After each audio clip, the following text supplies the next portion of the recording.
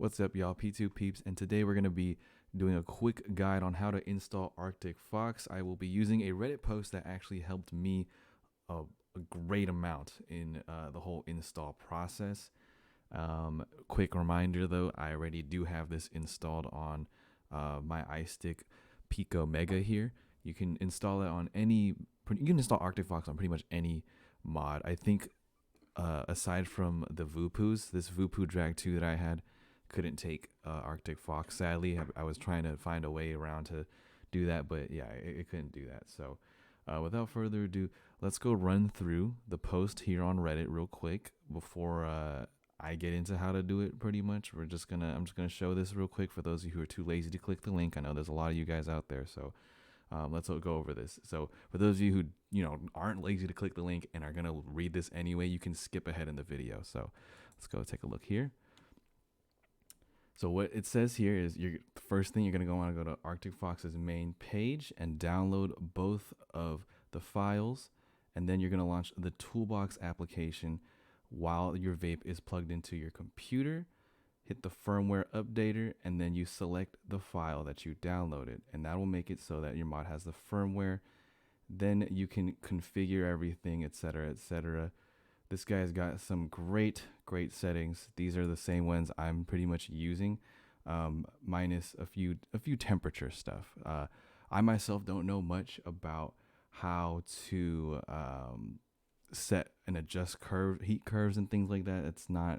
I'm not too great at that. I'm still learning that myself and figuring out the differences. But this is the most important part right here. I think this Autofire thing right here. Well, not the most important part, right? But this is what everyone kind of wants Arctic Fox for their Divine Drive V4. You want the Autofire. That's what I have. I have mine set on the double click, just like this guy. And, you can pause the video to read this stuff. So without further ado, let's go ahead and go to installing it. So I'm going to go ahead and click on the website and show you guys the main page in just a second. Give me 1 second here. Let's dive back to here. So this is what they want you to download. They want you to download NFE tools and Arctic Fox. So when you click on these, they take you to this forum thing. And now one thing I will say here, it's a little confusing to look through the forums, but this is all you need to do. You just need to click this and download should start. Now, if the download doesn't start like it kind of happened for me, you might have to go in a roundabout way to find this. So I had to search up which one exactly was which file exactly did I need, and I'm gonna try to pull it up real quick. So let's see this download. So the tools is the one that downloads a lot easier. The Arctic Fox patch itself is the thing that I had a lot of problem with. So one thing I will do is we're gonna just do this live because I forgot where I stuck the file myself. So we're gonna look this up and see where I downloaded it last time around. I do believe it was, gosh, okay, I might cut this part here. But you see the NFE tools is here, all there. Let me go ahead and search through. Oh, you don't want to see that stuff. Search through, here it is. I believe this is what we needed. This is the only thing that we needed to find. So this is pretty much the only thing we downloaded. So if you guys need this file, you can't find it, you Google AF_190 624.bin and you should be able to find it. So let's do that right now. Oops, sorry. AF_ and then .bin. So again, if it doesn't download for you, you guys can just do it this way and download it from here. So this is a whole a catalog of all the stuff they got. Just look for this one and you should be solid. There it is right here. The RP stands for a whole different program. I think it stands for Red Panda. So you want to go for AF. AF is the one you want to go for. And now that we got that going, let's open up our toolbox here. So that was the second step. After you download everything, you open up the toolbox. Let's see here. I think this is still in my download. Yeah, this one's still in my downloads folder actually. Let's see. I think I do have it somewhere here in my documents. Here, somewhere here. Ah, here it is. There it is. So you want to extract it. So if your computer doesn't download it and extract it all the way, you want to extract your NFV tools. This one right here, you want to extract that to a place where you remember. I have it just in my documents place. I mean, I should have put it in a folder together, which I most likely will. Now we're going to go to firmware updater. And here's the part where you're going to want to plug in your Pico and whatnot and stuff. So this screen right here is what you want to see. Now, just for demonstration purposes, I will plug this thing in. Let's go ahead and plug that in. I probably should have had it plugged in to begin with, but I actually wasn't planning on plugging it in. But I mean, what kind of tutorial is this if I don't even show you guys how to how it looks while it's installing, Now, if you guys have any questions, feel free to ask me. Oh God, there goes the camera. Let's let me bring myself back here. You guys could just, you already know. Let's just do that.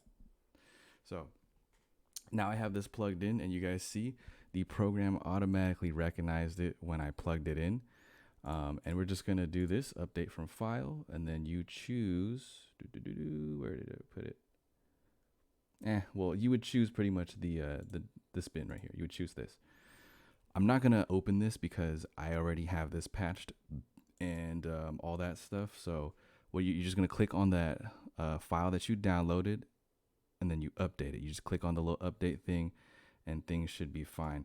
So after that, you can configure.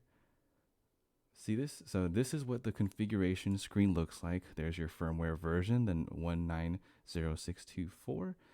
And yeah, you could save a bunch of different profiles. Right now, I only have one profile saved. But look, you could save up to 8 profiles that you can switch between here, right on the screen itself, on the Pico itself. So you don't always need to open up Arctic Fox to get things changed out or moved around the way you want them to. So and aside from that, that's really about it, guys. If you really do want to copy my settings, you can look at them through here. This is the first profile settings. You want to do curve, boost 2 seconds. I have my resistance there. Oh, well, you want to have it at 5. I don't know why it says 5.3, but I like having mine at just 5, and you want to lock that right there. Yeah, 35 watts of power. You could adjust that however you want. Everything here is literally just adjust it how you want. So for that Autofire stuff, let's see here. I do believe it is somewhere in yes. So you want to do this for your layout. You want to copy this on your layout too. Most of this other stuff is pretty default. I think it's in controls here, or no, advanced. So this, let's see, power curves, materials, BVO. Oh, I'm so sorry, guys. It might not actually be in advanced. Controls, multi-clicks. There it is. This is where you're gonna find your Autofire function. So there it is. 2 clicks, Autofire, and that's kind of all you got to do to get it going. So let's look back here, just to a quick recap for you guys. What things you might want to do. Temp control, Nickle 200, 35 watt power, step 1 watt. And let's pull that up. And as you can see, pretty similar here. Pretty much the exact same, minus a few temperature differences. And oh yeah, here. This, you can also do different time settings for your Autofire. So this guy's got 60 seconds. Mine is about 65. I would prefer to have it a little bit higher, so I'm going to change this a little bit. But that's about it. You download the settings when you're done with everything you need to do.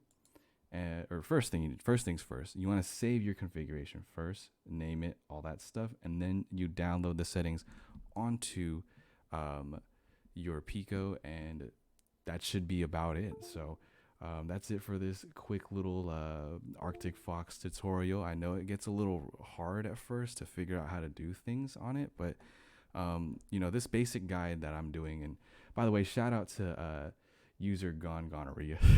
Funny name there, but this guy really helped out with his post here. And honestly, guys, I don't really think that this video is completely necessary. You could just read through this post and it'll you're gonna achieve the same thing I'm telling you guys, because this is exactly the thing I followed. All right.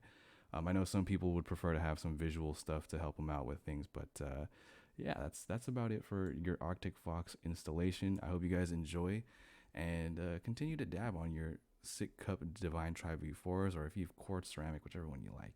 This runs well with the Hubble, but I prefer to run it with my bottomless banger setup. So if you guys want a bottomless banger as well, you can get one from 510 mod or from the Divine Tri website itself. Though I do prefer the 510 mod one though, because it's a little bit bigger, and the glass feels a little bit thicker too.